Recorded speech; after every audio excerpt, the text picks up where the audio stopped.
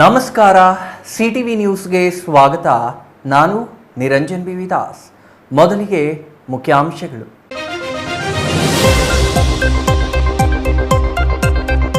ಚಿಕ್ಕಬಳ್ಳಾಪುರದ ಟಿಎಪಿಸಿಎಂಎಸ್ ಅಧ್ಯಕ್ಷ ಉಪಾಧ್ಯಕ್ಷರ ಅವಿರೋಧ ಆಯ್ಕೆ. ಎನ್ಡಿಎ ಮೈತ್ರಿಕೂಟಕ್ಕೆ ಅಧಿಕಾರ, 2 ಸ್ಥಾನ ಬಲಹೀನ ವರ್ಗಗಳಿಗೆ ನೀಡಿ ಸಾಮಾಜಿಕ ನ್ಯಾಯ ಒದಗಿಸಿದ ಸಂಸದ ಡಾಕ್ಟರ್ ಕೆ ಸುಧಾಕರ್. ಪಾಕಿಸ್ತಾನದ ಭಯೋತ್ಪಾದಕರ ವಿರುದ್ಧ ಪ್ರಧಾನಿ ನರೇಂದ್ರ ಮೋದಿ ಅವರು ನಡೆಸುತ್ತಿರುವ ಆಪರೇಷನ್ ಸಿಂಧೂರಗೆ ಸಂಸದ ಡಾಕ್ಟರ್ ಕೆ ಸುಧಾಕರ್ ಹರ್ಷ. ಸಿಂಧೂರದ ಮಹತ್ವ ತಿಳಿಸಲು ಆಪರೇಷನ್ಗೆ ಈ ಹೆಸರು ಎಂದ ಸುಧಾಕರ್. ಬಾಗೇಪಲ್ಲಿ ಪಿಎಲ್ಡಿ ಬ್ಯಾಂಕ್ ಅಧ್ಯಕ್ಷರಾಗಿ ಶ್ರೀನಿವಾಸ ರೆಡ್ಡಿ, ಉಪಾಧ್ಯಕ್ಷರಾಗಿ ಬಿಎ ನರಸಿಂಹಮೂರ್ತಿ ಅವಿರೋಧವಾಗಿ ಆಯ್ಕೆ. ಬ್ಯಾಂಕ್ ಅಭಿವೃದ್ಧಿಗೆ ಶ್ರಮಿಸುವ ಭರವಸೆ ನೀಡಿದ ನೂತನ ಪದಾಧಿಕಾರಿಗಳು. ಒಳ ಮೀಸಲಾತಿಗಾಗಿ ನಡೆಯುತ್ತಿರುವ ಜಾತಿ ಗಣತಿಯಲ್ಲಿ ಆಗುತ್ತಿರುವ ತಪ್ಪು ಸರಿಪಡಿಸಿ ಮಾದಿಗ ಒಕ್ಕೂಟದಿಂದ ನಡೆದ ಸುದ್ದಿಗೋಷ್ಠಿಯಲ್ಲಿ ಒತ್ತಾಯ. ಕಾಲಂ ನಂಬರ್ 61ರಲ್ಲಿಯೇ ಮಾದಿಗ ಎಂದು ನಮೂದಿಸಲು ಮನವಿ. ವಾರ್ತೆಗಳ ವಿವರ. ಚಿಕ್ಕಬಳ್ಳಾಪುರದ ಟಿಎಪಿಸಿಎಂಎಸ್ ಅಧ್ಯಕ್ಷ ಉಪಾಧ್ಯಕ್ಷರ ಆಯ್ಕೆ ಇಂದು ನಡೆಯಿತು.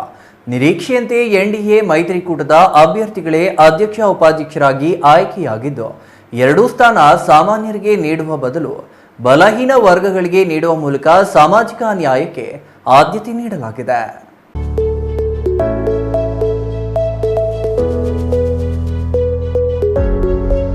ಚಿಕ್ಕಬಳ್ಳಾಪುರದ ಟಿಎಪಿಸಿಎಂಎಸ್ ಅಧ್ಯಕ್ಷ ಉಪಾಧ್ಯಕ್ಷರ ಆಯ್ಕೆ ಇಂದು ನಡೆಯಿತು. ಅಧ್ಯಕ್ಷ ಆಯ್ಕೆ ಚುನಾವಣೆಗೆ ಚುನಾವಣಾಧಿಕಾರಿಯಾಗಿ ಕರ್ತವ್ಯ ನಿರ್ವಹಿಸಿದ ಸಹಕಾರ ಸಂಘಗಳ ಸಹಾಯಕ ರಿಜಿಸ್ಟ್ರಾರ್ ನಾಗರಾಜ್ ಮಾತನಾಡಿ, ಚಿಕ್ಕಬಳ್ಳಾಪುರದ ಟಿಎಪಿಸಿಎಂಎಸ್ಗೆ ಇಂದು ಅಧ್ಯಕ್ಷ ಉಪಾಧ್ಯಕ್ಷರ ಆಯ್ಕೆಗೆ ಚುನಾವಣೆ ನಡೆದಿದ್ದು, ನಾಮಪತ್ರ ಸಲ್ಲಿಕೆಗೆ ಬೆಳಗ್ಗೆ 12 ಗಂಟೆಯವರೆಗೂ ಅವಕಾಶ ನೀಡಲಾಗಿತ್ತು. ಅಧ್ಯಕ್ಷ ಸ್ಥಾನಕ್ಕೆ ಆವಲಕೊಂಡ ರಾಯಪ್ಪ ಮತ್ತು ಉಪಾಧ್ಯಕ್ಷ ಸ್ಥಾನಕ್ಕೆ ಲಕ್ಷ್ಮೀ ನರಸಪ್ಪ ಮಾತ್ರ ನಾಮಪತ್ರ ಸಲ್ಲಿಸಿದ್ದು, ಇತರರು ನಾಮಪತ್ರ ಸಲ್ಲಿಸಿರಲಿಲ್ಲ ಎಂದರು. ನಾಮಪತ್ರ ಸಲ್ಲಿಕೆಗೆ ಸಮಯ ಮೀರಿದ್ರು. ಇವರನ್ನ ಹೊರತುಪಡಿಸಿ ಉಳಿದವರು ನಾಮಪತ್ರ ಸಲ್ಲಿಸದ ಕಾರಣ ಇವರಿಬ್ಬರನ್ನ ಅವಿರೋಧವಾಗಿ ಆಯ್ಕೆ ಮಾಡಲಾಗಿದೆ ಎಂದು ಘೋಷಣೆ ನೀಡಿದ್ರು. ಇನ್ನು ಸಂಘದಲ್ಲಿ ಸರ್ಕಾರದ ನಾಮನಿರ್ದೇಶಿತ ಸದಸ್ಯರೊಬ್ಬರು ಮತ್ತು ಚುನಾವಣೆ ಮೂಲಕ ಆಯ್ಕೆಯಾದ 14 ಮಂದಿ ನಿರ್ದೇಶಕರಿದ್ದು, ಇದರಲ್ಲಿ 13 ಮಂದಿ ನಿರ್ದೇಶಕರು ಮಾತ್ರ ಚುನಾವಣೆಗೆ ಹಾಜರಾಗಿ ಉಳಿದ 2 ನಿರ್ದೇಶಕರು ಗೈರು ಹಾಜರಾಗಿರುವುದಾಗಿ ಹೇಳಿದ್ರು. ಎಲ್ಲ ಪತ್ರಕರ್ತರಿಗೂ ನಮಸ್ಕಾರ. ಚಿಕ್ಕಬಳ್ಳಾಪುರ ತಾಲೂಕು ವ್ಯವಸಾಯೋತ್ಪನ್ನಗಳ ಮಾರಾಟ ಸಹಕಾರ ಸಂಘ ನಿಯಮಿತ ಚಿಕ್ಕಬಳ್ಳಾಪುರ ಟಿಎಪಿಸಿಎಂಎಸ್ ಚಿಕ್ಕಬಳ್ಳಾಪುರ ಇದರ ಆಡಳಿತ ಮಂಡಳಿ ನಿರ್ದೇಶಕರ ಚುನಾವಣೆಯನ್ನು ದಿನಾಂಕ 27/4/25 ನಡೆಸಲಾಗಿತ್ತು. ಅದರ ಪದಾಧಿಕಾರಿಗಳ ಚುನಾವಣೆಯನ್ನು 9/5/2025 ಈ ದಿನ ನಿಗದಿ ಮಾಡಲಾಗಿತ್ತು. ಈ ದಿನ ನಾಮಪತ್ರಗಳಿಗೆ ಬೆಳಗ್ಗೆ 10 ಗಂಟೆಯಿಂದ 11 ಗಂಟೆವರೆಗೆ ನಿರ್ದಿಷ್ಟಪಡಿಸಲಾಗಿತ್ತು. ಅದರಲ್ಲಿ ಅಧ್ಯಕ್ಷ ಸ್ಥಾನಕ್ಕೆ ಶ್ರೀ ಅವಲಕೊಂಡ ರಾಯಪ್ಪನವರು ಹಾಗೂ ಉಪಾಧ್ಯಕ್ಷ ಸ್ಥಾನಕ್ಕೆ ಶ್ರೀ ಲಕ್ಷ್ಮೀ ನರಸಪ್ಪರವರು ನಾಮಪತ್ರ ಸಲ್ಲಿಸಿರುತ್ತಾರೆ. ಇವರಿಬ್ಬರ ನಾಮಪತ್ರಗಳು ಕ್ರಮಬದ್ಧವಾಗಿರುತ್ತದೆ ಹಾಗೂ ಸಮಯ 12 ಗಂಟೆವರೆಗೆ ನಾಮಪತ್ರ ವಾಪಸಾತಿಗೆ ಸಮಯವನ್ನು ನೀಡಿದ್ದವು. ಆದ ಕಾರಣ ಯಾರೂ ನಾಮಪತ್ರಗಳನ್ನು ವಾಪಸ್ಸು ಪಡೆದುಕೊಂಡಿರುವುದಿಲ್ಲ. ಆದ್ದರಿಂದ ಮುಂದಿನ 5 ವರ್ಷಗಳ ಚುನಾವಣೆಗೆ ಸಂಬಂಧ ಪದಾಧಿಕಾರಿಯಾಗಿ ಅಧ್ಯಕ್ಷ ಸ್ಥಾನಕ್ಕೆ ಶ್ರೀ ಅವಲಕೊಂಡ ರಾಯಪ್ಪನವರು ಅವಿರೋಧವಾಗಿ ಆಯ್ಕೆಯಾಗಿರುತ್ತಾರೆ ಹಾಗೂ ಶ್ರೀ ಲಕ್ಷ್ಮೀ ನರಸಿಂಹರವರು ಉಪ ಅಧ್ಯಕ್ಷರಾಗಿ ಮುಂದಿನ 5 ವರ್ಷದೊಳಗೆ ನಾಮಪತ್ರ ಅವಿರೋಧವಾಗಿ ಆಯ್ಕೆಯಾಗಿರುತ್ತಾರೆ. ಧನ್ಯವಾದಗಳು. ನಂತರ ಮಾತನಾಡಿದ ಸಂಸದ ಡಾಕ್ಟರ್ ಕೆ ಸುಧಾಕರ್, ಸಮೃದ್ಧವಾಗಿ ಸಂಘವನ್ನ ಕಟ್ಟಬೇಕಿದೆ. ಜೊತೆಗೆ ಮುಂದೆ ಎದುರಾಗಲಿರುವ ಎಲ್ಲಾ ಚುನಾವಣೆಗಳ ಕಡೆ ಗಮನವಿಟ್ಟು ಯಾರಿಗೂ ಅನ್ಯಾಯ ಆಗದ ರೀತಿಯಲ್ಲಿ ಮೈತ್ರಿಕೂಟದ ಉಭಯ ಪಕ್ಷಗಳ ಅಭ್ಯರ್ಥಿಗಳಿಗೆ ಗೆಲುವು ಮುಖ್ಯ ಎಂಬ ಗುರಿಯೊಂದಿಗೆ ಕೆಲಸ ಮಾಡುವಂತೆ ಸಲಹೆ ನೀಡಿದ್ರು. 2 ಪಕ್ಷಗಳ ಅಭ್ಯರ್ಥಿಗಳು ಇಂದಿನ ಅಧ್ಯಕ್ಷ ಉಪಾಧ್ಯಕ್ಷರ ಆಯ್ಕೆಗೆ ಬೆಂಬಲ ನೀಡಿದ್ದಾರೆ. ಹಿಂದಿನ ಅಧ್ಯಕ್ಷ ಮುನಿನಂಜಪ್ಪನವರ ಹಾದಿಯಲ್ಲಿ ಈ ಆಡಳಿತ ಮಂಡಳಿಯು ಸಾಗಬೇಕು ಎಂದು ಸಲಹೆ ನೀಡಿದ್ರು. ಇನ್ನು ಸಂಘದಲ್ಲಿ ಆಯ್ಕೆಯಾಗಿರುವ ಎಲ್ಲ 13 ಮಂದಿ ನಿರ್ದೇಶಕರು ಅಧ್ಯಕ್ಷರೇ ಎಂಬ ಭಾವನೆ ಬರುವ ರೀತಿಯಲ್ಲಿ ಅಧ್ಯಕ್ಷ ಉಪಾಧ್ಯಕ್ಷರು ಕೆಲಸ ಮಾಡಬೇಕು. ಪಿಎಲ್ಡಿ ಬ್ಯಾಂಕ್ ಮಾದರಿಯಲ್ಲಿ ನೂತನ ಕಟ್ಟಡ ನಿರ್ಮಾಣವಾಗಬೇಕು. ಹಿಂದಿನಂತೆ ಆಹಾರ ವಿತರಣೆಯು ಎಲ್ಲಿಂದಲೇ ಆಗಬೇಕು. ಬಾಡಿಗೆ ಸೇರಿದಂತೆ ಇತರೆ ಬರಬೇಕಾದ ಹಣ ಬರುವಂತೆ ಮಾಡಬೇಕು. ನ್ಯಾಯಾಲಯದಲ್ಲಿರುವ ಪ್ರಕರಣಗಳು ಆದಷ್ಟು ಶೀಘ್ರ ಇತ್ಯರ್ಥಪಡಿಸಿ ರಾಜ್ಯದಲ್ಲಿಯೇ ಮಾದರಿ ಸಂಸ್ಥೆಯಾಗಿ ರೂಪಿಸಬೇಕು ಎಂದರು. ಸಂಘದಿಂದ ರೈತರಿಗೆ ನ್ಯಾಯ ಸಿಗಬೇಕು. ಇವರಿಗೆ ಸಾಮಾನ್ಯರೇ ಅಧ್ಯಕ್ಷ ಉಪಾಧ್ಯಕ್ಷರಾಗುತ್ತಿದ್ರ. ಆದರೆ ಇತಿಹಾಸದಲ್ಲಿಯೇ ಮೊದಲ ಬಾರಿಗೆ ಇದೀಗ 2 ಸ್ಥಾನಗಳು ಬಲಹೀನ ವರ್ಗಗಳಿಗೆ ನೀಡಲಾಗಿದೆ. ಇದು ನೈಜ ಸಾಮಾಜಿಕ ನ್ಯಾಯಕ್ಕೆ ಪ್ರತೀಕ. ನಾವು ನಂಬಿದ ಸಿದ್ಧಾಂತಕ್ಕೆ ನಿದರ್ಶನ ಎಂದು ಸಂಸದರು ಹೇಳಿದ್ರು. ಅಧ್ಯಕ್ಷರು ಮತ್ತು ಉಪಾಧ್ಯಕ್ಷರ ಚುನಾವಣೆಗಳು ಈಗ ತಾನೇ ಮುಗಿದು ಸರ್ವಾನುಮತದಿಂದ ನಮ್ಮ ಭಾರತೀಯ ಜನತಾ ಪಕ್ಷ ಹಾಗೂ ಜಾತ್ಯತೀತ ಜನತಾದಳದ ಮೈತ್ರಿಯ ಸಂಕೇತವಾಗಿ ಇವತ್ತು ಅಧ್ಯಕ್ಷರಾಗಿ ಸರ್ವಾನುಮತದಿಂದ ಹಿರಿಯರು, ಅಪಾರ ಅನುಭವಿಗಳು, ಇದೇ ಸಂಸ್ಥೆಯಲ್ಲೇ 2 ಬಾರಿ ಅವರು ನಿರ್ದೇಶಕರಾಗಿ ಕೆಲಸ ಮಾಡಿರುವಂಥ ಅನುಭವ ಇತ್ತು. ಹಾಗಾಗಿ ಇತಿಹಾಸದಲ್ಲಿ TAPCMS ಸಂಸ್ಥೆಯ ಇತಿಹಾಸದಲ್ಲಿ, ಚರಿತ್ರೆಯಲ್ಲಿ ನಮ್ಮ 2 ಪಕ್ಷಗಳ ಎಲ್ಲ ಮುಖಂಡರುಗಳು ಸರ್ವಾನುಮತದಿಂದ ಒಂದು ಸಾಮಾಜಿಕ ನ್ಯಾಯಕ್ಕೆ ಒತ್ತು ಕೊಡಬೇಕು, ಒಂದು ಪರಿಶಿಷ್ಟ ವರ್ಗದ ಒಬ್ಬ ನಿರ್ದೇಶಕರು, ಅನುಭವಿಗಳು ಆಗಿರ್ತಕ್ಕಂಥ ಸಮರ್ಥ ಅವಲ್ಕೊಂಡರಾಯಪ್ಪನವರನ್ನು ಆಯ್ಕೆ ಮಾಡಬೇಕು ಅಂತೇಳಿ ಇವತ್ತು ಬೆಳಗ್ಗೆ ನಮ್ಮ ಮನೆಯಲ್ಲಿ ನಡೆದಂಥ ಸಭೆಯಲ್ಲಿ ನಾವು ತೀರ್ಮಾನ ಮಾಡಿದ್ವು. ಅದರಂತೆ ಇವತ್ತು ಸರ್ವಾನುಮತದಿಂದ ಅವರು ಆಯ್ಕೆಯಾಗಿದ್ದಾರೆ. ಅದಕ್ಕೆ ನಾನು ತುಂಬ ಹೃದಯದಿಂದ ಅವರಿಗೆ ವೈಯಕ್ತಿಕವಾಗಿ 2 ಪಕ್ಷಗಳ ವತಿಯಿಂದ ನಾನು ಅವರಿಗೆ ಅಭಿನಂದನೆಯನ್ನು ಸಲ್ಲಿಸ್ತೇನೆ. ಅದೇ ರೀತಿ ಉಪಾಧ್ಯಕ್ಷರ ಸ್ಥಾನಕ್ಕೆ ಜಾತ್ಯತೀತ ಜನತಾದಳಕ್ಕೆ ಬಿಟ್ಟುಕೊಟ್ಟಿದ್ವು.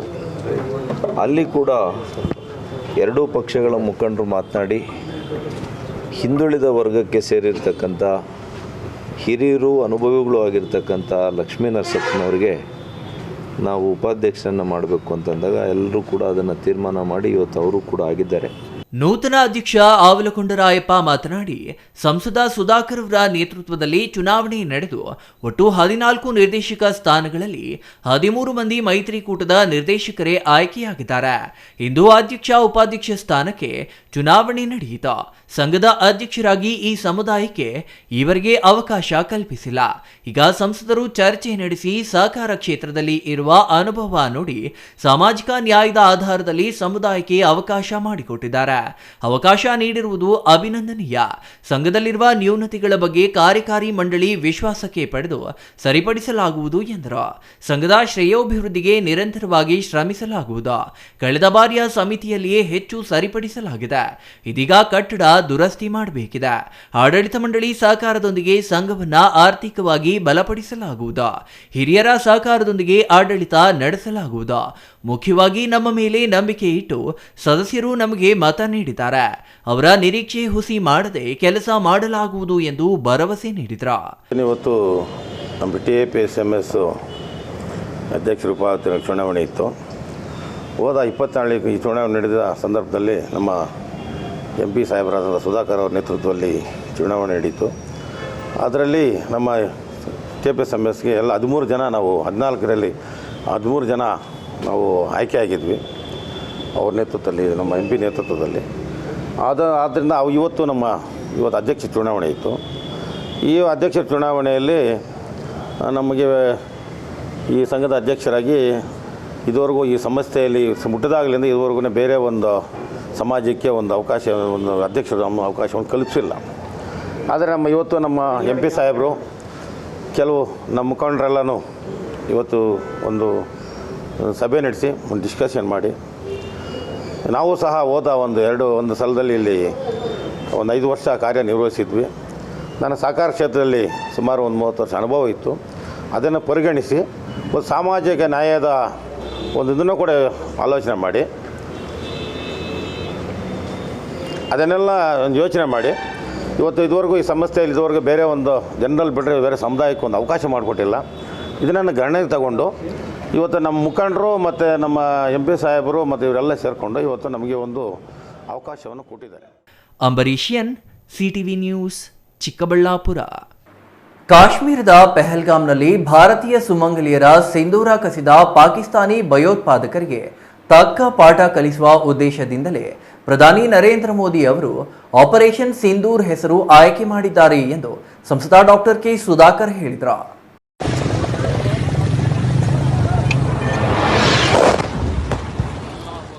ಚಿಕ್ಕಬಳ್ಳಾಪುರದ ಟಿಎಪಿಸಿಎಂಎಸ್ ಅಧ್ಯಕ್ಷ ಉಪಾಧ್ಯಕ್ಷರ ಚುನಾವಣೆ ಹಿನ್ನೆಲೆಯಲ್ಲಿ ಚಿಕ್ಕಬಳ್ಳಾಪುರಕ್ಕೆ ಆಗಮಿಸಿದ್ದ ಸಂಸದ ಡಾಕ್ಟರ್ ಕೆ ಸುಧಾಕರ್ ಅವರನ್ನ ಪತ್ರಕರ್ತರು ಕೇಳಿದ ಪ್ರಶ್ನೆಗೆ ಉತ್ತರಿಸಿ, ಸಿಂಧೂರ ಎಂಬುದು ಭಾರತೀಯ ಮಹಿಳೆಗೆ ಅತ್ಯಂತ ಪವಿತ್ರವಾದದ್ದು. ತನ್ನ ಪತಿಯ ಗೌರವ ಕಾಪಾಡುವ ಸಂಕೇತವಾಗಿರುವ ಸಿಂಧೂರದ ಹೆಸರನ್ನ ಭಯೋತ್ಪಾದಕರ ವಿರುದ್ಧದ ಹೋರಾಟಕ್ಕೆ ಪ್ರಧಾನಿ ನರೇಂದ್ರ ಮೋದಿ ಅವರು ಆಯ್ಕೆ ಮಾಡಿರುವುದು ಅತ್ಯಂತ ಸಮಂಜಸವಾಗಿದೆ. ಅಲ್ಲದೆ ಭಾರತೀಯ ಮಾತೆಯರ ಸಿಂಧೂರ ಕಸಿದ ಪಾಕಿಸ್ತಾನದ ಭಯೋತ್ಪಾದಕರನ್ನ ಹುಡುಕಿ ಕೊಲ್ಲುವ ಕೆಲಸ ಈಗಾಗಲೇ ಆರಂಭವಾಗಿದೆ ಎಂದರು. ಕಾಶ್ಮೀರದ ಪಹಲ್ಗಾಮ್ನಲ್ಲಿ 26 ಮಂದಿ ಹಿಂದೂಗಳ ಸಿಂಧೂರವನ್ನ ಕಿತ್ತುಕೊಂಡ ಪಾಕಿಸ್ತಾನದ ಭಯೋತ್ಪಾದಕರಿಗೆ ತಕ್ಕ ಪಾಠ ಕಲಿಸುವ ಪಣ ಪ್ರಧಾನಿ ನರೇಂದ್ರ ಮೋದಿ ಹೊಂದಿದ್ರ. ಸಿಂಧೂರ ಅತ್ಯಂತ ಮಹತ್ವವಾದುದು ಮತ್ತು ಪವಿತ್ರವಾದದ್ದು. ಪತಿಗೆ ಗೌರವ ನೀಡುವುದು ಸಿಂಧೂರದ ಮೂಲಕ. ಅಂತಹ ಪದವನ್ನ ಪ್ರಧಾನಿಯವರೇ ಆಯ್ಕೆ ಮಾಡಿ ಭಯೋತ್ಪಾದಕರ ವಿನಾಶಕ್ಕೆ ಮುಂದಾಗಿರುವುದು ದೇಶದ 140 ಕೋಟಿ ಜನರು ಖುಷಿ ಪಡುವ ವಿಚಾರವಾಗಿದೆ ಎಂದ್ರ. ಆಪರೇಷನ್ ಸಿಂಧೂರ್ ಇವತ್ತು ಏನು 26 ನಮ್ಮ ಭಾರತೀಯ, ಅದರಲ್ಲಿ ಕೂಡ ಹಿಂದೂ ಧರ್ಮದಲ್ಲಿರ್ತಕ್ಕಂಥ ಹೆಣ್ಮಗಳ ಏನು ಅವರ ಮಾಂಗಲ್ಯವನ್ನು ಸುಮಂಗಳಿಯನ್ನು ಕಿತ್ಕೊಂಡಿರ್ತಕ್ಕಂಥ ಉಗ್ರಗಾಮಿಗಳು, ಪಾಕಿಸ್ತಾನದ ಉಗ್ರಗಾಮಿಗಳು, ಇವರಿಗೆ ತಕ್ಕ ಶಾಸ್ತಿಯನ್ನು ಪಾಠವನ್ನು ನಾವು ಮಾಡೇ ಮಾಡ್ತೀವಿ ಅಂತ ಮಾನ್ಯ ಪ್ರಧಾನಮಂತ್ರಿಗಳು ನರೇಂದ್ರ ಮೋದಿಯವರು ಪಣ ತೊಟ್ಟಿದ್ರು. ಅದರಂತೆಯೇ ಇವತ್ತು ಆಪರೇಷನ್ಸ್ ಇವತ್ತು ಸಿಂಧೂರ್ ಅಂತೇಳಿ. ಸಿಂಧೂರ್ ನಿಮಗೆಲ್ಲ ಗೊತ್ತಿದೆ. ನಮಗೆ ಸಿಂಧೂರ ಭಾಳಷ್ಟು ಒಂದು ನಮ್ಮ ಹಿಂದೂ ಮಹಿಳೆಯರಿಗೆ ಅದು ಭಾಳಷ್ಟು ಪವಿತ್ರ.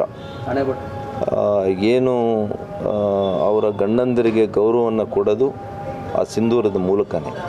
ಅಂಥ ಒಂದು ಪವಿತ್ರ ಪದವನ್ನು ನಮ್ಮ ಪ್ರಧಾನಮಂತ್ರಿಗಳೇ ಆಯ್ಕೆ ಮಾಡಿ ಇವತ್ತು ಈ ಒಂದು ನಮ್ಮ ಸಶಸ್ತ್ರ ಪಡೆಗಳು ಎಲ್ಲ ರೀತಿಯಲ್ಲಿ ವಾಯುವಿನಲ್ಲಿ, ನೇವಿ, ಆರ್ಮಿ ಎಲ್ಲ ಕೂಡ ಸಿದ್ಧರಾಗಿದ್ದಾರೆ. ಪಾಕಿಸ್ತಾನದ ಒಳಗಡೆ ಹೋಗಿ ಇವತ್ತು ಲಾಹೋರ್ವರೆಗೂ ಕೂಡ ಹೋಗಿ, ಲಾಹೋರ್ವರೆಗೂ ಹೋಗಿ, ರಾವಲ್ಪಿಂಡಿಗೆ ಹೋಗಿ, ಕರಾಚಿ ಹತ್ರ ಹೋಗಿ, ಅವರ ಏನು ಬೇಸಸ್ ಇದೆಯಲ್ಲ, ಲಾಂಚ್ ಪ್ಯಾಡ್ಸ್ ಅಂತ ಅಂತಾರೆ, ಆ ಲಾಂಚ್ ಪ್ಯಾಡ್ಸನ್ನೇ ಇವತ್ತು ಧ್ವಂಸ ಮಾಡಿದ್ದಾರೆ. ಇದು ನಮ್ಮ ಸಶಸ್ತ್ರ ಪಡೆಗಳು, ನಮ್ಮ ಸೈನ್ಯ, ನಮ್ಮ ವಾಯು ನೆಲೆ, ಇವರಿಗೆಲ್ಲ ಕೂಡ ನಾನು ಇವರ ಅಧಿಕಾರಿ ವೃಂದದವರಿಗೆ ನಾನು ಹಾರ್ದಿಕ ಅಭಿನಂದನೆಗಳು, ಕೃತಜ್ಞತೆಗಳನ್ನು ಸಲ್ಲಿಸ್ತೇನೆ. ಈಗಾಗಲೇ ಭಾರತೀಯ ಸಶಸ್ತ್ರ ಪಡೆಗಳು ಸಿದ್ಧವಾಗಿವೆ. ಪಾಕಿಸ್ತಾನದ ಒಳಗೆ ತೆರಳಿ ರಾವಲ್ಪಿಂಡಿ, ಕರಾಚಿ, ಇಸ್ಲಾಮಾಬಾದ್ ಸೇರಿದಂತೆ ಇತರೆ ಪ್ರದೇಶಗಳವರೆಗೆ ಭಾರತೀಯ ಪಡೆಗಳು ನುಗ್ಗಿವೆ. ಭಾರತದ 3 ಪಡೆಗಳು ಪ್ರಸ್ತುತ ಮಾಡುತ್ತಿರುವ ಹೋರಾಟಕ್ಕೆ ಅಭಿನಂದನೆಗಳು. ದಿಟ್ಟ ಹೆಜ್ಜೆ ಇಟ್ಟ ಪ್ರಧಾನಿಯವರು 140 ಭಾರತೀಯರಿಗೆ ಹೆಮ್ಮೆಗೆ ಪಾತ್ರರಾಗಿದ್ದಾರೆ. ಇಂತಹ ಸಂದರ್ಭದಲ್ಲಿ ರಾಜಕೀಯೇತರವಾಗಿ ಭಾರತ ಒಂದಾಗಬೇಕು ಎಂದ್ರ. ಅಂಬರೀಷಿಯನ್, ಸಿಟಿವಿ ನ್ಯೂಸ್, ಚಿಕ್ಕಬಳ್ಳಾಪುರ. ಬಾಗೇಪಲ್ಲಿ ಪ್ರಾಥಮಿಕ ಸಹಕಾರಿ ಕೃಷಿ ಮತ್ತು ಗ್ರಾಮೀಣಾಭಿವೃದ್ಧಿ ಬ್ಯಾಂಕ್ ಆಡಳಿತ ಮಂಡಳಿ ಅಧ್ಯಕ್ಷ ಹಾಗೂ ಉಪಾಧ್ಯಕ್ಷ ಸ್ಥಾನಕ್ಕೆ ನಡೆದ ಚುನಾವಣೆಯಲ್ಲಿ ಶ್ರೀನಿವಾಸ ರೆಡ್ಡಿ ಅಧ್ಯಕ್ಷರಾಗಿ, ಬಿಎ ನರಸಿಂಹಮೂರ್ತಿ ಉಪಾಧ್ಯಕ್ಷರಾಗಿ ಅವಿರೋಧವಾಗಿ ಆಯ್ಕೆಯಾಗಿದ್ದಾರೆ.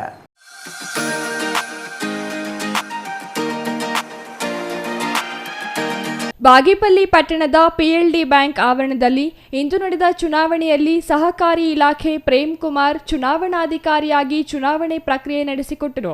ಅಧ್ಯಕ್ಷ ಹಾಗೂ ಉಪಾಧ್ಯಕ್ಷ ಸ್ಥಾನಕ್ಕೆ ಯಾವುದೇ ಪೈಪೋಟಿ ಇಲ್ಲದೆ ಏಕೈಕ ನಾಮಪತ್ರ ಸಲ್ಲಿಕೆಯಾದ ಹಿನ್ನೆಲೆಯಲ್ಲಿ ಅಧ್ಯಕ್ಷ ಹಾಗೂ ಉಪಾಧ್ಯಕ್ಷ ಸ್ಥಾನಗಳನ್ನು ಅವಿರೋಧವಾಗಿ ಆಯ್ಕೆ ಘೋಷಣೆ ಮಾಡಿದರು.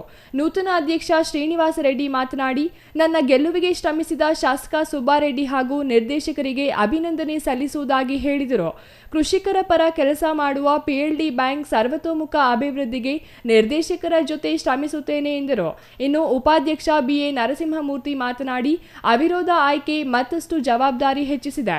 ಈ ವಿಶ್ವಾಸಕ್ಕೆ ಚ್ಯುತಿ ಬಾರದಂತೆ ಪಿಎಲ್ಡಿ ಬ್ಯಾಂಕ್ ಅಭಿವೃದ್ಧಿ ಮಾಡುವುದಾಗಿ ಹೇಳಿದರು.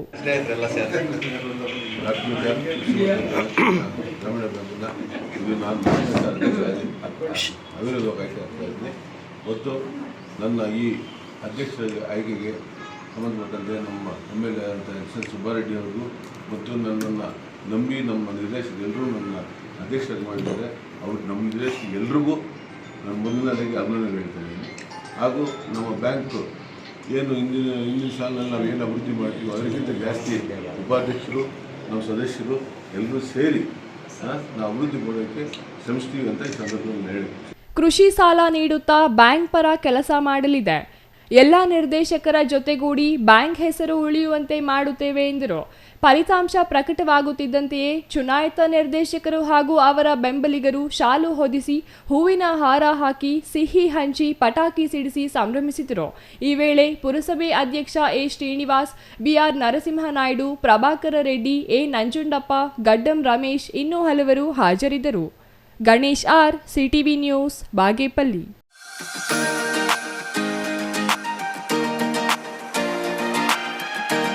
ಒಳ ಮೀಸಲಾತಿ ವಿಚಾರವಾಗಿ ಪ್ರಸ್ತುತ ರಾಜ್ಯದಾದ್ಯಂತ ಪರಿಶಿಷ್ಟ ಜಾತಿಗಳ ಜಾತಿ ಗಣತಿ ನಡೆಯುತ್ತಿದ್ದು, ಗಣತಿ ಮಾಡುತ್ತಿರುವ ಅಧಿಕಾರಿಗಳು ತಪ್ಪು ಎಸಗುತ್ತಿರುವುದಾಗಿ ಸಮುದಾಯ ಆರೋಪಿಸಿದೆ.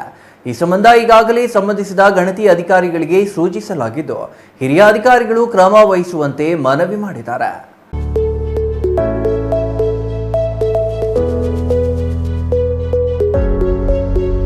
ಚಿಕ್ಕಬಳ್ಳಾಪುರದ ಪತ್ರಕರ್ತರ ಭವನದಲ್ಲಿ ಇಂದು ನಡೆದ ಸುದ್ದಿಗೋಷ್ಠಿಯಲ್ಲಿ ಮಾತನಾಡಿದ ಮಾತಂಗ ಜಾಗೃತಿ ಸಮಿತಿ ಗೌರವಾಧ್ಯಕ್ಷ ಎಂ ಮುನಿಕೃಷ್ಣಯ್ಯ ಅವರು, ರಾಜ್ಯ ಸರ್ಕಾರ ಪರಿಶಿಷ್ಟರ ಗಣತಿ ನಡೆಸುತ್ತಿರುವುದು ಸ್ವಾಗತಾರ್ಹವಾಗಿದ್ದು, ಗಣತಿದಾರರು ತಪ್ಪು ದಾರಿಗೆ ಎಳೆಯುವ ಕೆಲಸ ಮಾಡುತ್ತಿದ್ದಾರೆ.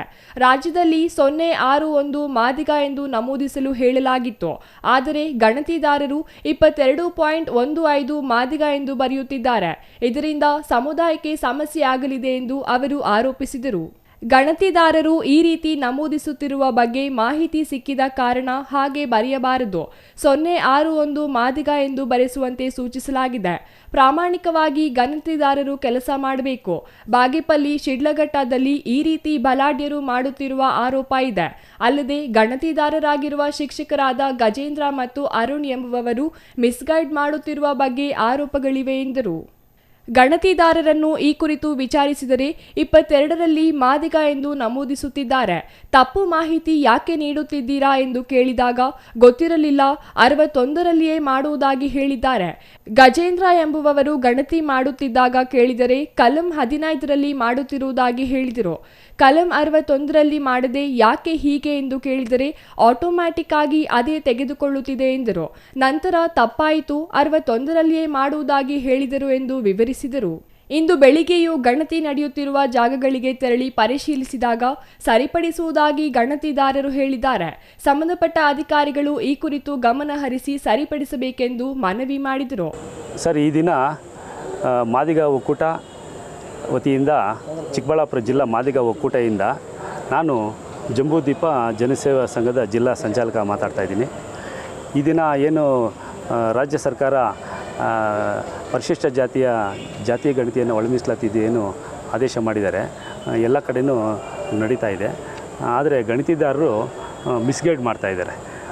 ಒಂದು ಏನಂದರೆ, ನಾವು ಇಡೀ ರಾಜ್ಯದಲ್ಲೆಲ್ಲ 061 ಮಾದಿಗ ಅಂತ ಬರೆಸಿ ಅಂತ ನಾವು ಜಾಗೃತಿ ಮೂಡಿ ಅಂತ ಹೇಳಿದ್ವಿ. ಇಲ್ಲಿ ಗಣತಿದಾರರು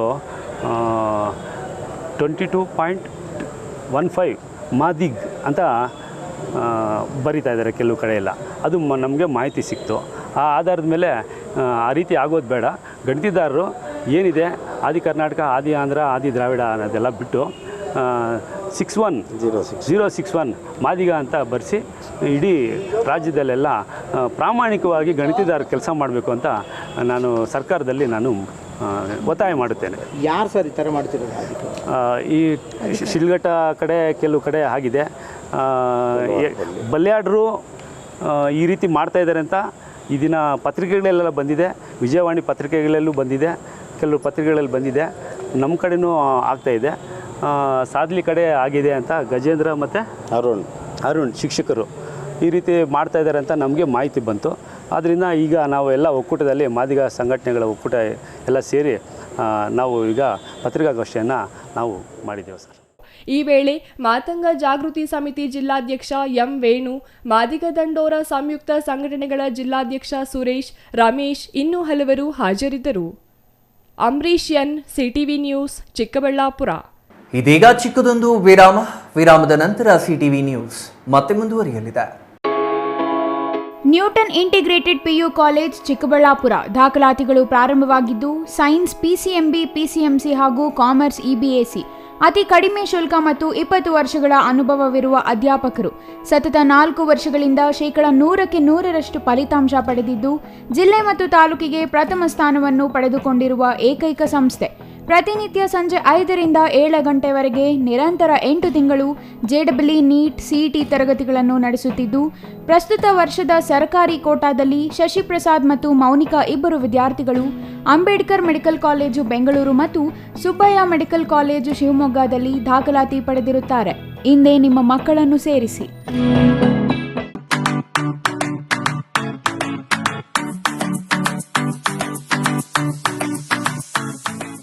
ವಿಷಯ ಗೊತ್ತಾಯ್ತಾ? ಮನೆ ಇಂಟೀರಿಯರ್ಸ್ಗೂ ಸಹ ಇವಾಗ EMI ಪೇ ಮಾಡಬಹುದು. ಮನೆ ಕಚ್ಚಿದ ಮೇಲೆ ಇಂಟೀರಿಯರ್ಗೆ ತುಂಬಾನೇ ತಲೆ ಕೆಡ್ಸ್ಕೊತೀವಿ. ಯುನೀಕ್ ಆಗಿರ್ಬೇಕು, ಡಿಫ್ರೆಂಟ್ ಆಗಿರ್ಬೇಕು, ಮಾಡರ್ನ್ ಆಗಿರ್ಬೇಕು ಅಂತ. ಇದಕ್ಕೆಲ್ಲ ಒಂದು ಸೂಪರ್ ಸೊಲ್ಯೂಷನ್ ಕೊಡಬೇಕು ಅಂದ್ರೆ SMH hardware and innovations Chikkaballapur. ಇಡೀ ಬ್ಯಾಂಗ್ಳೂರಲ್ಲಿ ಕಂಪೇರ್ ಮಾಡಿದ್ರೆ ಇವ್ರು ಕೊಡೋ ರೇಟ್ಸ್ ತುಂಬಾನೇ ಅಫೋರ್ಡಬಲ್. ಇವ್ರದೇ ಆದಂತ ಸ್ವಂತ ಮ್ಯಾನುಫ್ಯಾಕ್ಚರಿಂಗ್ ಯೂನಿಟ್ ಇದೆ. Make in India, 25 years of experience. 80% of their clients ಬ್ಯಾಂಗ್ಳೂರಲ್ಲೇ ಇರೋದು. ನಿಮ್ ಮನೆಗೆ ಬಂದು ವಿಸಿಟ್ ಮಾಡಿ ನಿಮ್ಗೆ ನೀಟ್ ಆಗಿ ಡಿಸೈನ್ ಮತ್ತು ಎಕ್ಸ್ಪ್ಲನೇಷನ್ ಮಾಡಿ ಯಾವ ತರ ಮಾಡಬಹುದು ಅಂತ ಕ್ಲಾರಿಟಿನೂ ಕೊಡ್ತಾರೆ. ಇಂಟೀರಿಯರ್ಸ್ ಗೆ ಬೇಕಿರೋ ಎಲ್ಲ ಐಟಮ್ ಇವ್ರ ಹತ್ರ ಸಿಗುತ್ತೆ. You will get it at the very best price ಅಂತಾನೆ ಹೇಳ್ಬೋದು. ಮನೆ ಹೊಸಲಿಂದ ಹಿಡಿದು ಹಾಲ್, ಬೆಡ್ರೂಮ್, ಕಿಚನ್ ಎಲ್ಲಾನು ಇವ್ರ ಹತ್ರ ನೀಟ್ ಆಗಿ ಡಿಸೈನ್ ಮಾಡ್ಕೋಬಹುದು. ಈ ವಿಡಿಯೋನ ಬೇಗ ನಿಮ್ ಫ್ರೆಂಡ್ಸ್ ಅಂಡ್ ಫ್ಯಾಮಿಲೀಸ್ಗೆ ಶೇರ್ ಮಾಡಿ, ತುಂಬಾನೇ ಯೂಸ್ ಆಗುತ್ತೆ.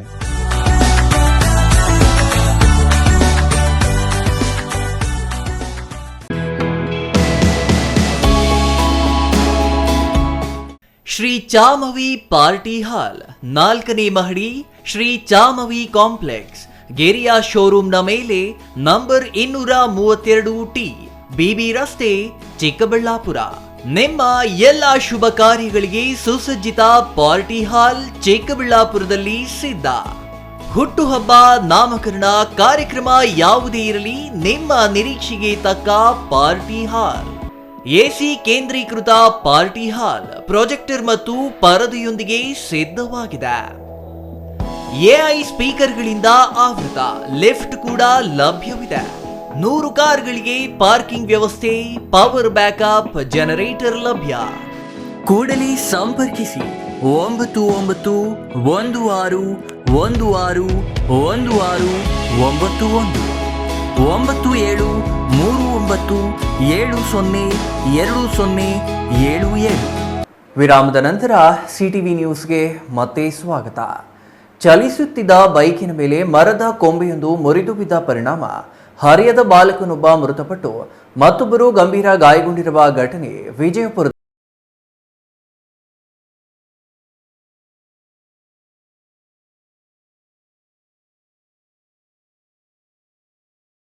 ವಿಜಯಪುರ ದೇವನಹಳ್ಳಿ ರಸ್ತೆ ಮೋರಿ ಸಮೀಪ ಚಲಿಸುತ್ತಿದ್ದ ಬೈಕ್ ಮೇಲೆ ಮರದ ಕೊಂಬೆಯೊಂದು ಮುರಿದು ಬಿದ್ದ ಪರಿಣಾಮ ಬಟ್ಟೆ ವ್ಯಾಪಾರ ಮಾಡಿಕೊಂಡಿದ್ದ ಆಂಧ್ರ ಮೂಲದ ಮುರಳೀಕೃಷ್ಣ ಎಂಬುವವರು ಗಂಭೀರ ಗಾಯಗೊಂಡಿದ್ದಾರೆ.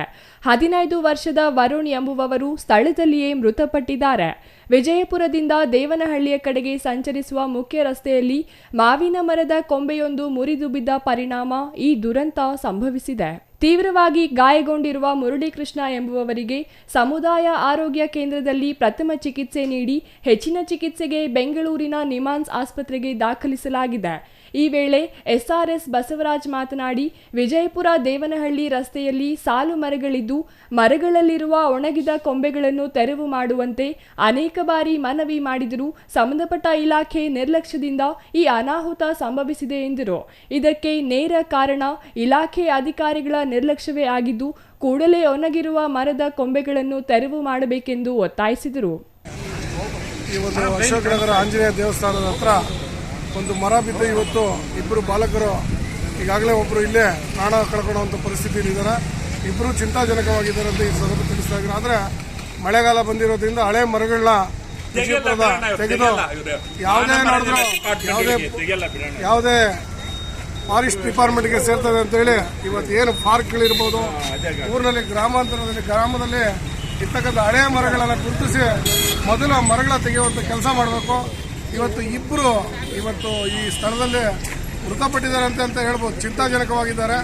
ನಿಜವಾಗಿ ಇದು ಒಂದು ಮರಗಳ ಒಂದು ಏನು ಹಳೆ ಮರ ಇದೆ ಅದೆಲ್ಲ ಕಡಿದು ಗುರುತಿಸಿ ಕಟ್ ಮಾಡಬೇಕು ಅಂತ ಈ ಸಂದರ್ಭ ಹೇಳಕ್ಕೆ ಇಷ್ಟಪಡ್ತಾ ಇದ್ದೀನಿ. ತಮ್ಮ ಹೆಸರು? ರಾಜು ವಿಜಯಪುರ. Muninarayana, CTV news.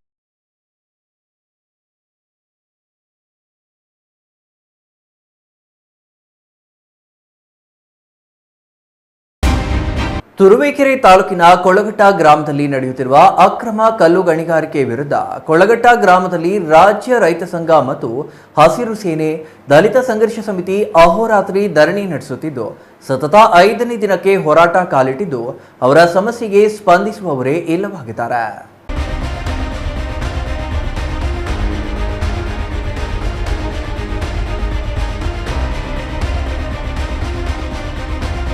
ತುರುವೇಕೆರೆ ತಾಲೂಕಿನಲ್ಲಿ ನಡೆಯುತ್ತಿರುವ ಧರಣಿ ಸ್ಥಳದಲ್ಲಿ ರೈತ ಮುಖಂಡ ಮಲ್ಲಿಕಾರ್ಜುನ್ ಮಾತನಾಡಿ 2019ರಿಂದ ಅಕ್ರಮ ಕಲ್ಲು ಗಣಿಗಾರಿಕೆ ಪ್ರಾರಂಭಗೊಂಡಿದ್ದು ಸುತ್ತಮುತ್ತಲ ಗ್ರಾಮಸ್ಥರಲ್ಲಿ ಆರೋಗ್ಯ ಸಮಸ್ಯೆಗಳು ಹೆಚ್ಚಾಗಿದೆ.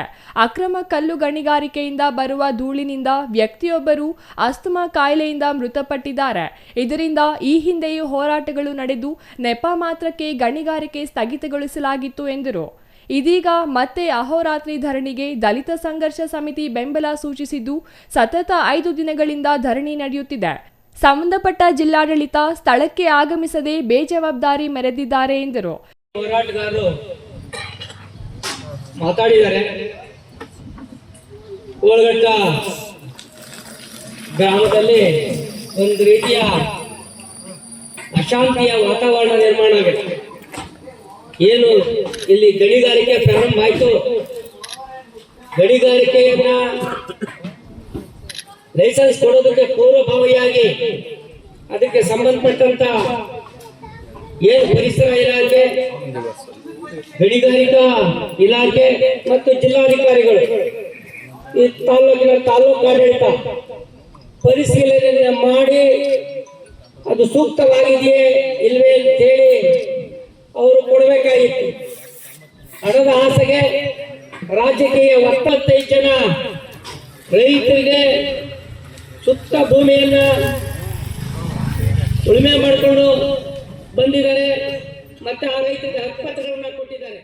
ರೈತ ಸಂಘದ ಜಿಲ್ಲಾಧ್ಯಕ್ಷ ಧನಂಜಯ್ ಆರಾಧ್ಯ ಮಾತನಾಡಿ, ಅಕ್ರಮ ಕಲ್ಲು ಗಣಿಗಾರಿಕೆಯಿಂದ ಬರುವ ರಾಸಾಯನಿಕ ತುಂಬಿದ ಧೂಳಿನಿಂದಾಗಿ ಪ್ರಾಣಿ ಪಕ್ಷಿಗಳ ಪೀಳಿಗೆ ನಶಿಸಿ ಹೋಗುವ ಆತಂಕ ಇದೆ. ಅಕ್ಕಪಕ್ಕದ ಕೆರೆ ಕಟ್ಟೆಗಳಿಗೆ ರಾಸಾಯನಿಕ ಮಿಶ್ರಣ ನೀರು ಸೇರಿ ಕಲುಷಿತವಾಗುವ ಸಾಧ್ಯತೆ ಇದೆ ಎಂದರು. ಇಷ್ಟೆಲ್ಲ ಸಮಸ್ಯೆ ಇದ್ದರೂ ಕ್ರಷರ್ ಮಾಲೀಕರು ರೈತರ ಮೇಲೆ ಹಲ್ಲೆ ನಡೆಸಲು ಮುಂದಾಗಿದ್ದಾರೆ. ಜೊತೆಗೆ ಸುಳ್ಳು ಪ್ರಕರಣಗಳನ್ನು ದಾಖಲಿಸಿ ರೈತರನ್ನು ನ್ಯಾಯಾಲಯಕ್ಕೆ ಅಲಿಯುವಂತೆ ಮಾಡಿದ್ದು ಬೆಳೆಗಳಿಗೂ ಹಾನಿ ಉಂಟು ಮಾಡುತ್ತಿದ್ದಾರೆ ಎಂದರು. Suresh Babu, CTV news, Turuvekere.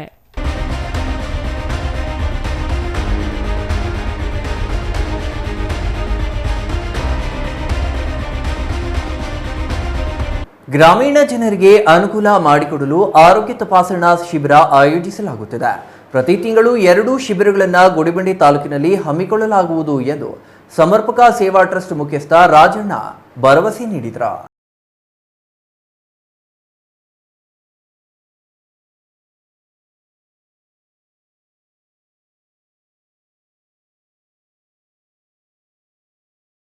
ಹಿರಿಯ ಪ್ರಾಥಮಿಕ ಶಾಲೆಯಲ್ಲಿ ಹಮ್ಮಿಕೊಂಡಿದ್ದ ಸಂಚಾರಿ ಉಚಿತ ಆರೋಗ್ಯ ತಪಾಸಣಾ ಶಿಬಿರ ಉದ್ಘಾಟಿಸಿ ಮಾತನಾಡಿದ ಸಮರ್ಪಕ ಸೇವಾ ಟ್ರಸ್ಟ್ ಮುಖ್ಯಸ್ಥ ರಾಜಣ್ಣ, ಗ್ರಾಮೀಣ ಭಾಗದ ಜನರಿಗೆ ಸಂಚಾರಿ ವಾಹನದ ಮೂಲಕ ವೈದ್ಯಕೀಯ ತಪಾಸಣೆ ಉಚಿತವಾಗಿ ಮಾಡಲಾಗುತ್ತದೆ. ಎಲ್ಲರೂ ಶಿಬಿರದ ಪ್ರಯೋಜನ ಪಡೆಯುವಂತೆ ಕೋರಿದರು.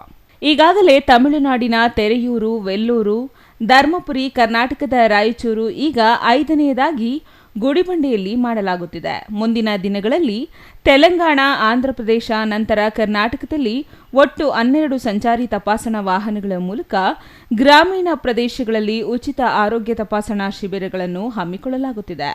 ಇದನ್ನು ಸದುಪಯೋಗಪಡಿಸಿಕೊಳ್ಳಬೇಕೆಂದರು. ಸಮರ್ಪಕ ಸೇವಾ ಟ್ರಸ್ಟ್, ವಿಸಾಕ್ ಫೈನಾನ್ಷಿಯಲ್ ಪ್ರೈವೇಟ್ ಲಿಮಿಟೆಡ್ ಹಾಗೂ ಲೋಕಕಲ್ಯಾಣ ಟ್ರಸ್ಟ್ ಜೊತೆಗೆ ರಾಘವೇಂದ್ರ ರೂರಲ್ ಮೆಡಿಕಲ್ ಮಿಷನ್ ಸಹಯೋಗದೊಂದಿಗೆ ಗ್ರಾಮೀಣ ಪ್ರದೇಶದಲ್ಲಿ ಸಂಚಾರಿ ಹಾಸ್ಪಿಟಲ್ ಮುಖಾಂತರ ಜನಗಳಿಗೆ ವೈದ್ಯಕೀಯ ವ್ಯವಸ್ಥೆಯನ್ನು ಪ್ರಾರಂಭ ಆಗ್ತದೆ. ಇದು ಉಚಿತವಾಗಿ ಕೊಡುವಂಥ ಒಂದು ವ್ಯವಸ್ಥೆ ಗ್ರಾಮೀಣ ಪ್ರದೇಶ ಜನಗಳಿಗೆ ಅವಕಾಶ ಮಾಡಿಕೊಡ್ತಾ ಇದ್ದೀವಿ. ಎಲ್ಲರೂ ಇದನ್ನು ಉಪಯೋಗಿಸ್ಕೊಳ್ಬೇಕು ಅನ್ನೋದು ನಮ್ಮ ಅಭಿಲಾಷೆ. ಇದುವರೆಗೆ ಇದು 5ನೇ ವಾಹನ. ಈಗಾಗಲೇ ತಮಿಳುನಾಡೊಳಗಡೆ 3 ಈರೋಡು, ವೆಲ್ಲೂರು ಹಾಗೂ ಧರ್ಮಪುರಿಯೊಳಗೆ ಉದ್ಘಾಟನೆ ಮಾಡಲಾಗಿದೆ. ಕರ್ನಾಟಕದಲ್ಲಿ ರಾಯಚೂರು ಮಾಡಲಾಗಿದೆ. ಇದು 5ನೇದು. ಇನ್ನು ಮುಂದಿನ 3 ವೆಹಿಕಲ್ಲು ತೆಲಂಗಾಣ ಹಾಗೂ ಆಂಧ್ರಪ್ರದೇಶದಲ್ಲಿ, ನಂತರ ಕರ್ನಾಟಕದಲ್ಲಿ ಒಟ್ಟು 12. ಸಂಚಾರಿ ವೈದ್ಯಕೀಯ ತಪಾಸಣಾ ಶಿಬಿರದಲ್ಲಿ ಸಾಮಾನ್ಯ ವೈದ್ಯಕೀಯ ಸಮಾಲೋಚನೆ, ಬಿಪಿ, ಶುಗರ್ ತಪಾಸಣೆ, ಡಯಾಬಿಟಿಸ್ನಿಂದಾದ ಕಾಲಿನ ತೊಂದರೆಗಳ ತಪಾಸಣೆ ಮಾಡಿ ರೋಗಿಗಳಿಗೆ ಔಷಧಿಗಳನ್ನು ನೀಡಿದರು. 83 ಜನ ಫಲಾನುಭವಿಗಳು ಶಿಬಿರದ ಪ್ರಯೋಜನ ಪಡೆದರು. Satish Babu, CTV news, Gudibande.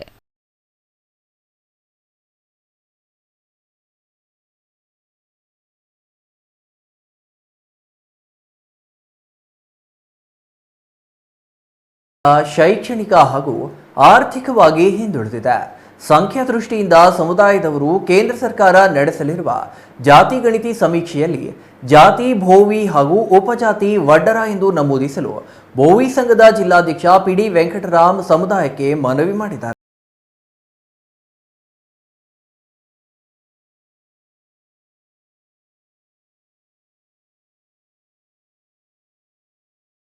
ಪತ್ರಕರ್ತರ ಭವನದಲ್ಲಿ ಇಂದು ನಡೆದ ಸುದ್ದಿಗೋಷ್ಠಿಯಲ್ಲಿ ಮಾತನಾಡಿದ ಭೋವಿ ಸಂಘದ ಜಿಲ್ಲಾಧ್ಯಕ್ಷ ಪಿಡಿ ವೆಂಕಟರಾಮ್ ಅವರು, ಭೋವಿ ಸಮುದಾಯಕ್ಕೆ ಸೇರಿದ ಪ್ರತಿಯೊಬ್ಬರು ಜಾತಿ ಗಣತಿಯಲ್ಲಿ ಭಾಗವಹಿಸಬೇಕು. ಕುಟುಂಬದ ಎಲ್ಲ ಸದಸ್ಯರ ವಿವರ ನೀಡಬೇಕು. ಜಾತಿ ಗಣತಿ ನಡೆಯುವಾಗ ಊರುಗಳನ್ನು ತೊರೆಯಬಾರದು.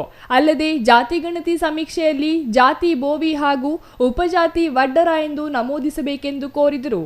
ತಾಲೂಕು ಅಧ್ಯಕ್ಷ ಎಂವಿ ವಿನಯ್ ಕುಮಾರ್ ಮಾತನಾಡಿ, ಪರಿಶಿಷ್ಟ ಜಾತಿಯ ಪಟ್ಟಿಯಲ್ಲಿರುವ ಭೋವಿ ಸೇರಿ ವಿವಿಧ ಸಮುದಾಯಗಳಿಗೆ ಜನಸಂಖ್ಯೆಗೆ ಅನುಗುಣವಾಗಿ ಒಳ ಮೀಸಲಾತಿ ಹಂಚಿಕೆ ಮಾಡಲಾಗುತ್ತದೆ. ಈ ಸಂಬಂಧ ನಿವೃತ್ತ ನ್ಯಾಯಮೂರ್ತಿ ಎಚ್ಎನ್ ನಾಗಮೋಹನ್ ದಾಸ್ ಅವರ ಆಯೋಗದ ಶಿಫಾರಸಿನಂತೆ ಸರ್ಕಾರ ಪರಿಶಿಷ್ಟ ಜಾತಿಗಳ ಸಮೀಕ್ಷೆ ನಡೆಸಲಿದೆ. ವಿವಿಧ ಸೌಲಭ್ಯ ಪಡೆಯಲು ಈ ಸಮೀಕ್ಷೆ ಸಹಕಾರಿಯಾಗಿದ್ದು, ಜಾತಿಗೆ ಸಂಬಂಧಿಸಿ ಸರಿಯಾದ ಮಾಹಿತಿ ಒದಗಿಸಬೇಕೆಂದು ಹೇಳಿದರು. ನಾವು ನಮ್ಮ ಭೋವಿ ಜನಾಂಗದಿಂದ ಸಂಖ್ಯೆ 23.1ರಲ್ಲಿ ಭೋವಿ ಅಂತ ಮೆನ್ಷನ್ ಇದೆ. ಅದರ ಪ್ರಕಾರ ನಮ್ಮ ಜನಾಂಗ ತಾಲೂಕಿನಲ್ಲಿ ಎಲ್ಲರೂ ನಮ್ಮ ಜನಾಂಗದವರು ಬರೆಸಿ ಎಲ್ಲ ಮನೆಯಲ್ಲಿ ವಿವರಗಳನ್ನು ನೀಡಬೇಕು. ಮನೆಗೂ ಶಿಕ್ಷಕರು ಬರ್ತಾರೆ, ಅವರಿಗೆ ಸಹಕರಿಸಿ ಅಂತ ನಾವು ಈ ಸಭೆಯಲ್ಲಿ ತಿಳಿಸ್ತೇವೆ.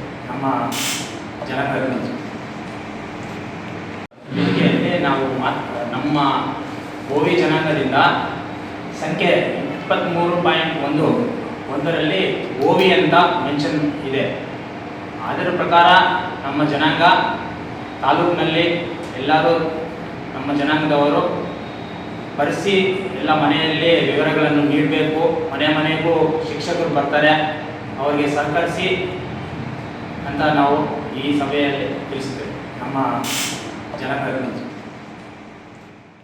ಜಾತಿ ಗಣತಿಯಿಂದ ಒಳ ಮೀಸಲಾತಿ ಪ್ರಮಾಣ ನಿರ್ಧಾರವಾಗುವುದರಿಂದ ಊರ ವಡ್ಡರ, ಮಣ್ಣೊಡ್ಡರ, ಬಂಡಿ ವಡ್ಡರ, ಕಲ್ಲು ವಡ್ಡರ, ಸುಡಗಾಡು ವಡ್ಡರ ಎಂದು ಪ್ರಾದೇಶಿಕ ಭಾಷೆಯಲ್ಲಿ ವಿವಿಧ ರೀತಿಯ ಹೆಸರಿನಿಂದ ಕರೆಸಿಕೊಳ್ಳುವ ಭೋವಿ ಸಮುದಾಯಕ್ಕೆ ಸೇರಿರುವ ಎಲ್ಲ ಪಂಗಡದವರು ಒಂದೇ ರೀತಿಯಲ್ಲಿ ಜಾತಿ ಭೋವಿ, ಉಪಜಾತಿ ವಡ್ಡರ ಎಂದು ಬರೆಯಿಸಿ ಎಂದರು. ಸುಪ್ರೀಂ ಕೋರ್ಟ್ ರಾಜ್ಯ ಸರ್ಕಾರಕ್ಕೆ ಒಳ ಮೀಸಲು ಕುರಿತು ನಿರ್ಧಾರ ತೆಗೆದುಕೊಳ್ಳುವ ಅಧಿಕಾರವಿದೆ ಎಂದು ತಿಳಿಸಿದೆ. ಆಯೋಗ ಸಮೀಕ್ಷೆ ನಡೆಸಿ ಮಧ್ಯಂತರ ವರದಿ ಸಲ್ಲಿಸಿದ್ದಾರೆ. ಹಾಗಾಗಿ ಸಮೀಕ್ಷೆಗೆ ಬರುವ ಅಧಿಕಾರಿಗಳಿಗೆ ಎಲ್ಲ ರೀತಿಯ ಮಾಹಿತಿಯನ್ನು ಸರಿಯಾಗಿ ನೀಡಿ ಗಣತಿಯಿಂದ ಯಾರು ತಪ್ಪಿಸಿಕೊಳ್ಳಬಾರದು. ಸ್ವ ಇಚ್ಛೆಯಿಂದ ಸರ್ಕಾರ ನಡೆಸುವ ಜಾತಿ ಗಣತಿಯಲ್ಲಿ ಭಾಗವಹಿಸಿ ಎಂದು ಕೋರಿದರು. Ganesh R, CTV news, Bagepalli.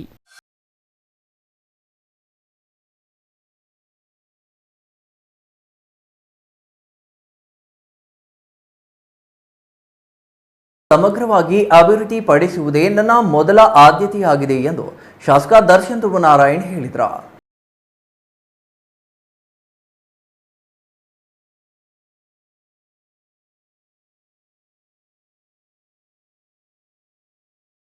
ಹಳ್ಳಿಯಲ್ಲಿ 50 ಲಕ್ಷ ವೆಚ್ಚದಲ್ಲಿ ಅಲ್ಪಸಂಖ್ಯಾತರ ಬೀದಿಯ ರಸ್ತೆ ಅಭಿವೃದ್ಧಿಗೆ ಕಾಮಗಾರಿ ಹಲ್ಲರೆ ಗ್ರಾಮದಲ್ಲಿ 25 ಲಕ್ಷ ರೂಪಾಯಿ ವೆಚ್ಚದಲ್ಲಿ ಅಲ್ಪಸಂಖ್ಯಾತರ ಬೀದಿ ರಸ್ತೆ ನಿರ್ಮಾಣ, ಹಾಗಿನವಾಳು ಗ್ರಾಮದಲ್ಲಿ 25 ಲಕ್ಷ ರೂಪಾಯಿ ವೆಚ್ಚದ ಅಲ್ಪಸಂಖ್ಯಾತರ ಬೀದಿಯಲ್ಲಿ ರಸ್ತೆ ಅಭಿವೃದ್ಧಿ ಕಾಮಗಾರಿ ಮತ್ತು ದೇಬೂರು ಗ್ರಾಮದಲ್ಲಿ 30 ಲಕ್ಷ ರೂಪಾಯಿ ಪೌರ ಕಾರ್ಮಿಕರ ಕಾಲೋನಿ ಮತ್ತು ಹಂದಿಜೋಗಿ ಕಾಲೋನಿಯಲ್ಲಿ ಸಿಸಿ ರಸ್ತೆ ನಿರ್ಮಾಣ ಕಾಮಗಾರಿಗಳಿಗೆ ಶಾಸಕ ದರ್ಶನ್ ಧ್ರುವನಾರಾಯಣ್ ಗುದ್ದಲಿ ಪೂಜೆ ನೆರವೇರಿಸಿ ಮಾತನಾಡಿದರು.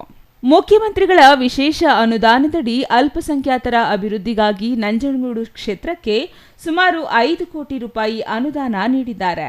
ಮುಖ್ಯಮಂತ್ರಿ ಸಿದ್ದರಾಮಯ್ಯ ಅವರಿಗೆ ಮತ್ತು ಅಲ್ಪಸಂಖ್ಯಾತರ ಕಲ್ಯಾಣ ಇಲಾಖೆ ಸಚಿವ ಜಮೀರ್ ಅಹಮದ್ ಅವರಿಗೆ ಕೃತಜ್ಞತೆ ಸಲ್ಲಿಸುತ್ತೇನೆ ಎಂದರು. ಈ ಒಂದು ರಸ್ತೆ ಸಾಕಷ್ಟು ಬಾರಿ ತಾವೆಲ್ಲರೂ ಕೂಡ ನಮಗೆ ಮನವಿಯನ್ನ ಮಾಡಿದ್ರಿ. ಸುಮಾರು 50 ಲಕ್ಷ ವೆಚ್ಚಕ್ಕೆ ಈ ಒಂದು ರಸ್ತೆ ಕಾಮಗಾರಿ ಆಗಲಿದೆ. ಮೊದಲನೇದಾಗಿ ಗೌರವಾನ್ವಿತ ಮುಖ್ಯಮಂತ್ರಿಗಳಾಗಿರುವಂಥ ಸಿದ್ದರಾಮಯ್ಯ ಸಾಹೇಬರು, ಹಾಗೆ ನಮ್ಮ ವಸತಿ ಸಚಿವರಾಗಿರುವಂತಹ ಜಮೀರ್ ಅಹಮದ್ ಸಾಹೇಬರಿಗೆ ಧನ್ಯವಾದಗಳನ್ನ ಹೇಳಲಿಕ್ಕೆ ನಾನು ಬಯಸ್ತೇನೆ. ನಮ್ಮ ಕ್ಷೇತ್ರಕ್ಕೆ ಪ್ರತ್ಯೇಕವಾಗಿ ಸುಮಾರು 5 ಕೋಟಿ ರೂಪಾಯಿಗಳ ಅನುದಾನವನ್ನು ಅವರು ನೀಡಿದರು. ಅದರಲ್ಲಿ ಸುಮಾರು 50 ಲಕ್ಷವನ್ನು ಪ್ರತ್ಯೇಕವಾಗಿ ನಾವು ಉಳ್ಳಳ್ಳಿ ಗ್ರಾಮಕ್ಕೆ ನೀಡಿ ಇಲ್ಲಿನ ರಸ್ತೆ ಅಭಿವೃದ್ಧಿಗೆ ಅನುಕೂಲ ಆಗಬೇಕು ಅನ್ನೋ ನಿಟ್ಟಿನಲ್ಲಿ ಇವತ್ತು ನಾವೆಲ್ಲರೂ ಸೇರಿ ಇವತ್ತು ಗೋವಿ ಪೂಜೆಯನ್ನು ಮಾಡಿದ್ದೇವೆ. ತಾವೆಲ್ಲರೂ ಕೂಡ ಸೇರಿದ್ದೀರಾ. ತುಂಬ ವಿಸ್ತಾರವಾಗಿ ಕಳ್ಳಕ್ಕೆ ಸಾಹೇಬರು ಮಾತನಾಡಿದ್ದಾರೆ. ನಾನೇನು ಹೆಚ್ಚು ಮಾತನಾಡೋಕ್ಕೆ ಹೋಗೋದಿಲ್ಲ. ತಾವು ತಮ್ಮ ಗ್ರಾಮಕ್ಕೆ ಆಗ್ತಿರೋಂಥ ಕೆಲಸಗಳನ್ನು ನೋಡ್ತಾ ಇದ್ದೀರಾ. ಕಳೆದ ಬಾರಿ ನಾವು ಬಂದಾಗ ಪಿಡಬ್ಲ್ಯೂ ಇಲಾಖೆಯಿಂದ ಸುಮಾರು 20 ಕೋಟಿ ವೆಚ್ಚಕ್ಕೆ SSDPನಲ್ಲಿ ಉಳ್ಳಳ್ಳಿಯಿಂದ ಉರ ರಸ್ತೆಯನ್ನು ನಾವು ಪೂಜೆಯನ್ನು ಮಾಡಿದ್ದು. ಹುಲ್ಲಹಳ್ಳಿ ಗ್ರಾಮದಲ್ಲಿ ಈಗಾಗಲೇ ರಸ್ತೆ ಅಭಿವೃದ್ಧಿಪಡಿಸಲಾಗುತ್ತಿದೆ. ಸಿಸಿ ರಸ್ತೆ ಮತ್ತು ವಿವಿಧ ಕಾಮಗಾರಿಗಳು ಪ್ರಗತಿಯಲ್ಲಿವೆ. ಹುಲ್ಲಹಳ್ಳಿಯಿಂದ ತಗಡೂರು ಮಾರ್ಗವಾಗಿ ಸಂತೆಮರಳ್ಳಿಗೆ ಉತ್ತಮ ರಸ್ತೆಯಾಗಲಿದೆ. ಹುಲ್ಲಹಳ್ಳಿ ಪಟ್ಟಣಕ್ಕೆ ಹೆಚ್ಚು ಅನುದಾನವನ್ನು ನೀಡುತ್ತಿದ್ದೇವೆ. ಹಂತ ಹಂತವಾಗಿ ಅಭಿವೃದ್ಧಿ ಕೆಲಸಗಳನ್ನು ಮಾಡುತ್ತೇವೆ. ಗ್ಯಾರಂಟಿಗಳಿಗೆ ಎಷ್ಟು ಒತ್ತು ನೀಡುತ್ತೇವೆ ಅಷ್ಟೇ ಅಭಿವೃದ್ಧಿ ಕೆಲಸಗಳಿಗೆ ಆದ್ಯತೆ ನೀಡುತ್ತೇವೆ. ನಂಜನಗೂಡಿನ ಸಮಗ್ರ ಅಭಿವೃದ್ಧಿಗಾಗಿ ಪ್ರಾಮಾಣಿಕವಾಗಿ ಪ್ರಯತ್ನಿಸುತ್ತೇವೆ ಎಂದರು. Kumar, CTV news, Nanjangud.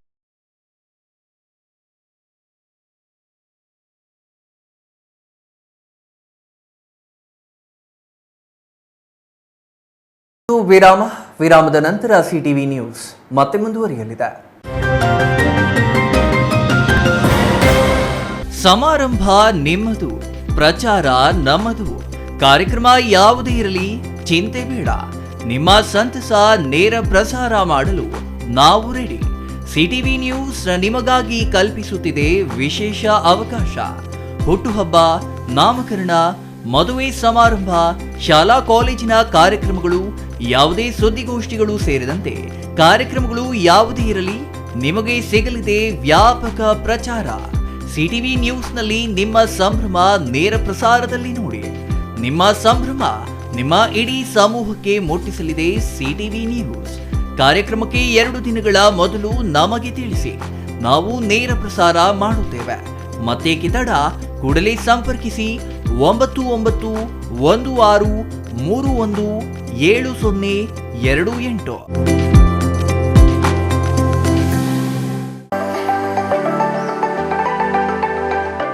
Shri Manjunatha hardware and innovations 22 ವರ್ಷಗಳಿಂದ ಮಾರುಕಟ್ಟೆಯಲ್ಲಿ ಸುದೀರ್ಘ ಪಯಣ ಮತ್ತು ಗ್ರಾಹಕ ಹಾಗೂ ಎಂಜಿನಿಯರಿಂಗ್ಗಳ ನಂಬಿಕೆಯ ಆಯ್ಕೆ.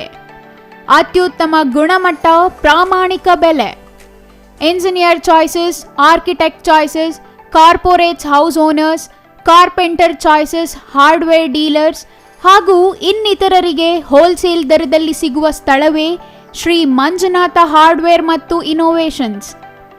ವಿವಿಧ ರೀತಿಯ ವಿನ್ಯಾಸಗಳುಳ್ಳ ಡೆಕೋರೇಟಿವ್, ಪ್ರೊಟೆಕ್ಟಿವ್, ಫಂಕ್ಷನಲ್ ಹಾಗೂ ಉತ್ತಮ ದರದಲ್ಲಿ ಗುಣಮಟ್ಟದ ಹಾರ್ಡ್ವೇರ್ ವಸ್ತುಗಳು ನಮ್ಮಲ್ಲಿ ದೊರಕುತ್ತದೆ. ವಿಳಾಸ: ರಿಲಯನ್ಸ್ ಪೆಟ್ರೋಲ್ ಬಂಕ್ ಹತ್ತಿರ, BB ರಸ್ತೆ, ಚಿಕ್ಕಬಳ್ಳಾಪುರ. ಮೊಬೈಲ್ ಸಂಖ್ಯೆ 9739393927. ಮತ್ತೊಂದು ಸಂಖ್ಯೆ 9008680303.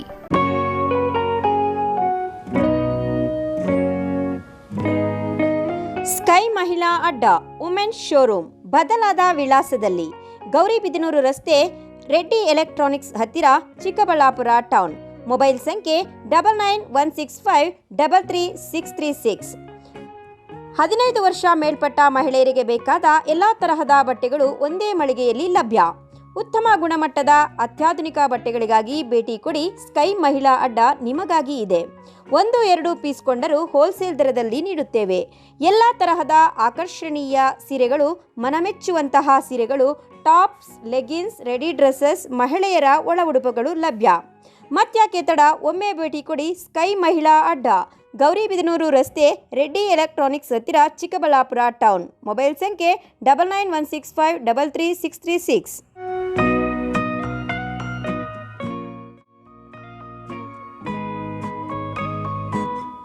ವಿರಾಮದ ನಂತರ ಸಿಟಿವಿ ನ್ಯೂಸ್ಗೆ ಮತ್ತೆ ಸ್ವಾಗತ. ಕೊನೆಯದಾಗಿ ಮತ್ತೊಮ್ಮೆ ಮುಖ್ಯಾಂಶಗಳು.